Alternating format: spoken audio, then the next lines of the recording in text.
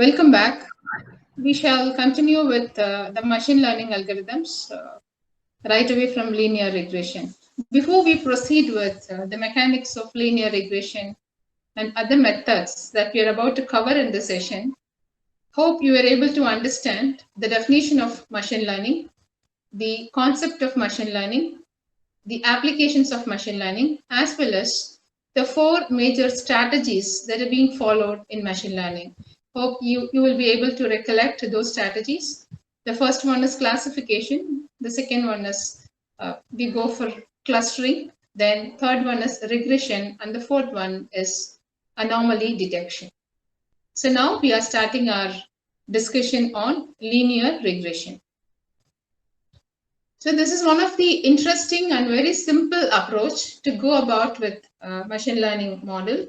So this is a kind of predictive modeling technique where the possible output for the given input is predicted based on the previous data or values. So what do we mean by this linear regression? So first of all, we have to understand the basic concept behind the application of linear regression for certain set of problems. So when you have two distinct variables, please note the number. When you have two distinct variables, among the two, when one variable happens to be independent and the other one happens to be dependent, then we can try with the linear regression. So the whole idea is we are going to predict the value of the independent variable by using the dependent variable, right? So in such cases, when you have two variables, one being independent and one being dependent variable's value is going to be predicted based on the independent variable, then this linear regression is a suitable model. So the sorry, excuse me. So the main aim is to find the best fit line which minimizes the error. So we attempt to go for fitting a best line over the data distribution so that the prediction will be at bay. It should be the minimum. So then when do we use this linear regression? So it is used to predict values within the continuous range rather than trying to classify them into categories. So when we have a continuous range of values, so then we are going to predict something which is within the range or outside the range. Probably the linear regression is one of the suitable methods. So then the known parameters are used to make continuous as well as constant slope, which is used to predict the unknown or the result. So let me not confuse you further with all these jargons. So all of us have already learned about in our school days, in our college days, we must have learned about a very simple formula of fitting a straight line. Y is equal to mx plus c. So we are going to play around only that equation. So before we move on to that, I just want to make a mention about two variants of linear regression. So the first one is called as simple linear regression, and the second one is called multiple linear regression. So the simple linear regression is the one wherein the main aspect is characterized by having only one independent variable. So the independent variable is going to contribute in the prediction of dependent variable. So when the independent variable happens to be a singular one, then we normally adopt this simple linear regression. So when do we then go for the multiple linear regression? So obviously, when you have more than one, so when you have multiple independent variables, then the simple linear regression is proven to be inefficient. Hence, we have to go in for multiple linear regression. So let us, I hope you'll be able to understand better when we go to the next slide. So what is meant by this linear regression? So this can be explained by means of an equation. As I told you, y is equal to mx plus c. And here we use a slightly different set of notations as y is equal to ax plus b. So here we know a is the slope of the line and b is a constant. As I was mentioning about a dependent and independent variable. So here we fix X happens to be the independent variable and Y is the dependent variable. So from this, hope you will be able to easily make out what will be our input variable and what will be our output variable. So in the linear regression model, the independent variable is our input and the dependent variable is our output. Rather, whatever that we want to predict is the dependent variable and that will be the output. So now this process involves training. So we have to train the model so that it may be able to do the prediction in the best possible way, assuring the highest accuracy. So while training the model, we have to again understand why is the input training data and X is the input training data. We call this as univariate because there is going to be only uni means single. So there is going to be only one input variable. We call that as a parameter. And then Y is the labels to the data. So hope you are able to recollect. I was making a mention about class values. What is meant by class values? So class values are the one, normally when you have a data set, the last column in the output is being called as class values or we call them otherwise labels. So Y is our labels to the data, that is the output. And now we are going to use supervised learning and hence necessarily we have to give both the input as well as output into the model. So in the supervised model, hope you will be able to recollect to train the model, we do give the input values as well as the output values. So from the pattern that is hidden in the data set, it is able to understand the trend of trend that is exhibited by the data and hence it will be able to apply the same kind of logic when it has to predict for the newer values which are not part of the data set which is used for training the model. Fine. I hope it is going perfect for you. When training a model, it fits what happens when the training takes place. What happens? It fits a best line to predict the values of Y for a given values of X. So it is going to, fit a line. It is going to fit the best line possible with respect to the value of X, values of X and values of Y. That's why X is the input variable and Y is the output variable. So the model gets the best regression fit line by fitting the best A and B.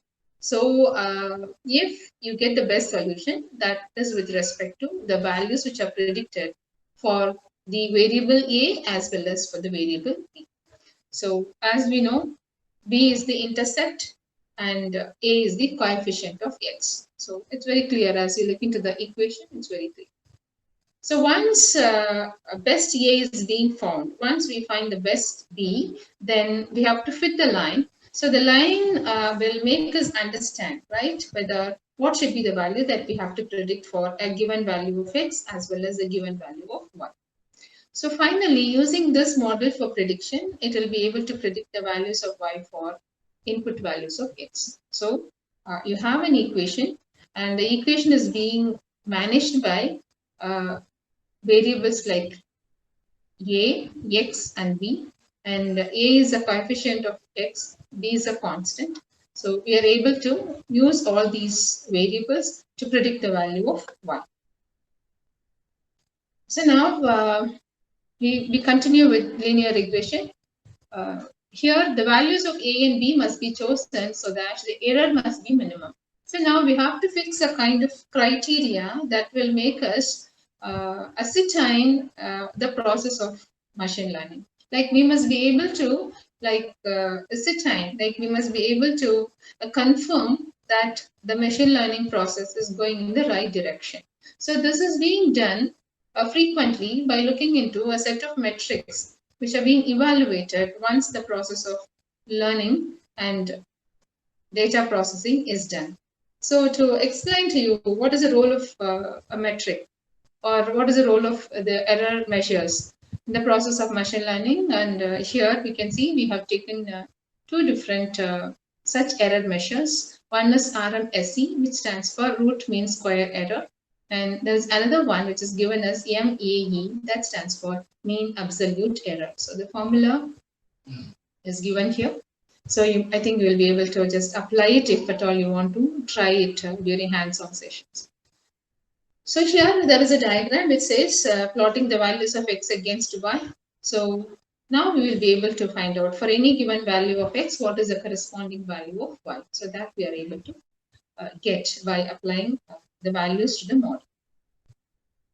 So now let us move on to the variant of this regression that is called as logistic regression. This logistic regression is the one which has the basis with respect to linear regression, but however, there are certain variations. So now let us see what are the variations. So I think you would have understood there is a single input and single output. Suppose if we have a problem wherein you have a single input, but the output is more than one. Suppose if the output happens to be binary, right? Let me give an example. And you have a set of data of students of, say, BSc. So now you have a set of data. You're going to predict a model whether the student will get a pass mark or not after the end semester examination. You just want to go for a prediction.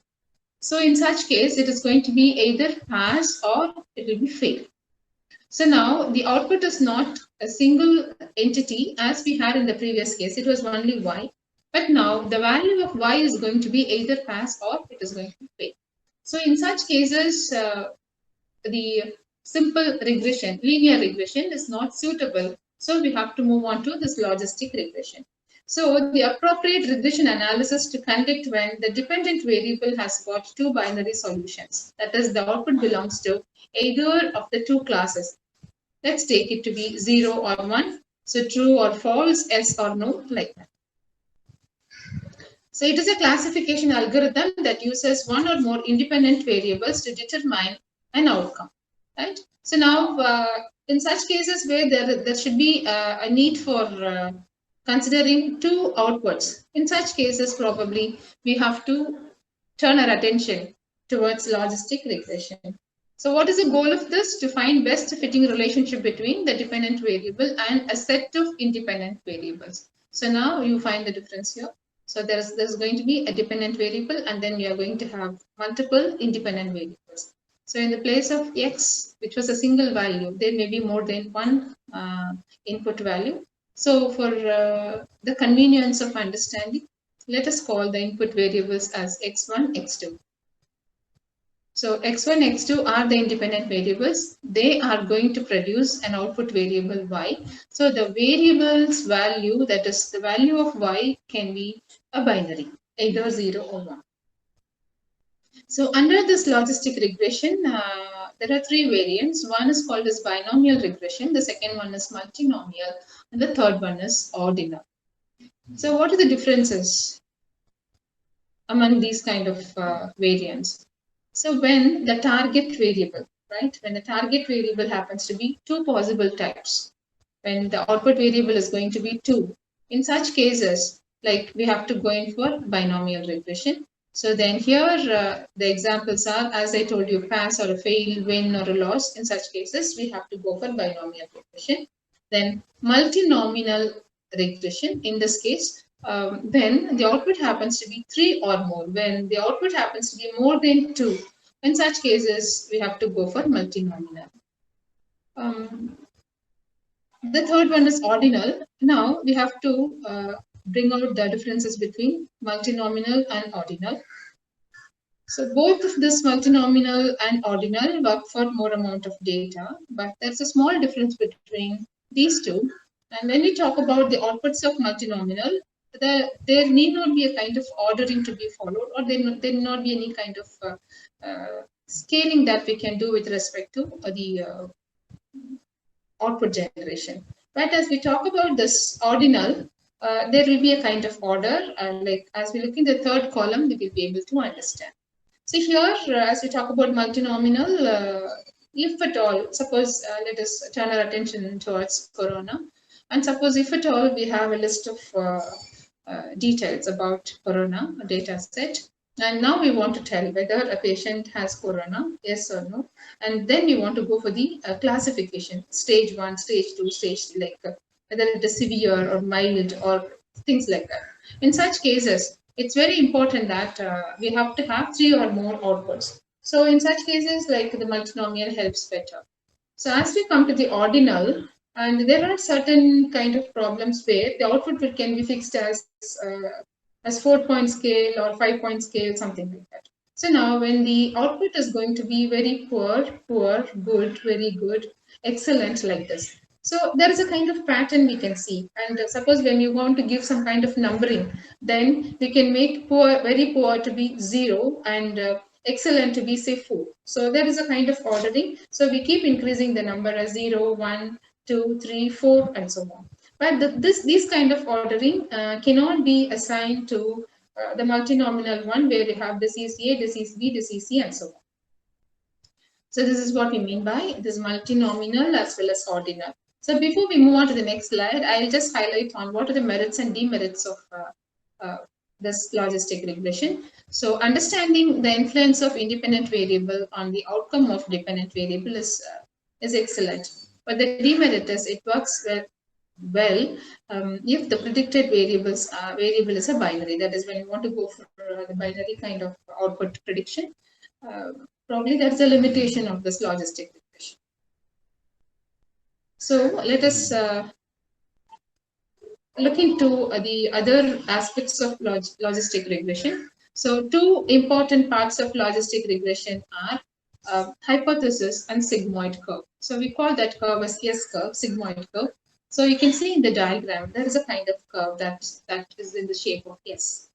So what is a hypothesis? Hypothesis can derive the likelihood of the event. Suppose if you are going to do the prediction. So the hypothesis depends on whether it will be true or false, possible or impossible, whether it is 50% occurrence or 70% occurrence. This is the kind of hypothesis that we formulate, the theory behind the logic that we are going to formulate. So the hypothesis expectation can be derived. So depending upon the occurrence of a particular event, so it is going to take any value between 0 and 1. So the 0 and 1 are the limits, the values within which the output is going to fall within. So 0 and 1. So this is how we have between 0 and 1. Excuse me. Between the 0 and 1, we have the hypothesis. Denoted by this H. So generated data can fit into a log function that creates a S kind of shape curve known as sigmoid. So that converts any values between minus infinity to plus infinity, and that can be converted into discrete values. Like, let me tell you how it happens. It happens in the case of when you apply the logistic regression. So let us look into this diagram that is given. So you have x here, so multiple values of x. So the value of y, this is the independent variable, and here we have the dependent variable. So the dependent variable will take any value between 0 and 1. So here we can see the different types of values that we get, and within this we have fit the curve S curve. So the predicted y lies between the range of 0 and 1. So ultimately, when you work on the kind of problems that we are discussing, we must be able to appreciate the application of these things and how suitably we can engage them for problem solving. So let us continue with the next slide on logistic regression. Here, the hypothesis of logistic regression tends to limit the cost function, that is the value that we get, between 0 and 1. Therefore, the linear function fails to represent it as it can have the value greater than 1 or less than. So now we are expected to produce, the model. The machine learning model is expected to produce the value anything between 0 and 1. But when the process of computation takes place, and probably it may be a value anything not between 0 and 1, you can get some kind of value. But those values will have some logic, but they will not get matched with the output that we get. On such occasions, we go for this kind of sigmoid function, which may transform the values between, transform the actual values into the range of the logistic regression between 0 and 1. So as you look into the diagram, probably you will be able to understand it better. So you have a collection of input variables because this is not a linear regression, this is logistic regression. So you can have more than one independent variable. So we have got this more than one independent variable. In this case, we have taken x1, x2, x3, and x4. and x4. In such cases, it can be 4 or more. So this linear model is being constructed. Then we try to calculate the probabilities. So we have to recollect what we have learned about the computation of probability with respect to the hypothesis. So we get a collection of probabilities. As you could see here, the second column, we have got 0.5, 0.8, 0.1, 0.2, and so on. So now these values are going to get transformed into the expected output values between 0 and 1.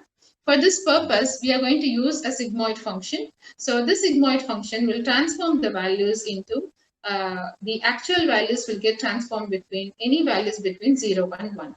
So in machine learning, it is used to map the predictions to the probabilities using the formula. Suppose when you want to apply the sigmoid function, the formula is being given. F of x is equal to 1 divided by 1 plus e raised to the power minus x. So this is a sigmoid function's formula. So we have to apply this where f of x is the output between 0 and 1. That is the probability estimate, as it is done by the third box. So x is the input to the function, e is the base of the natural log. As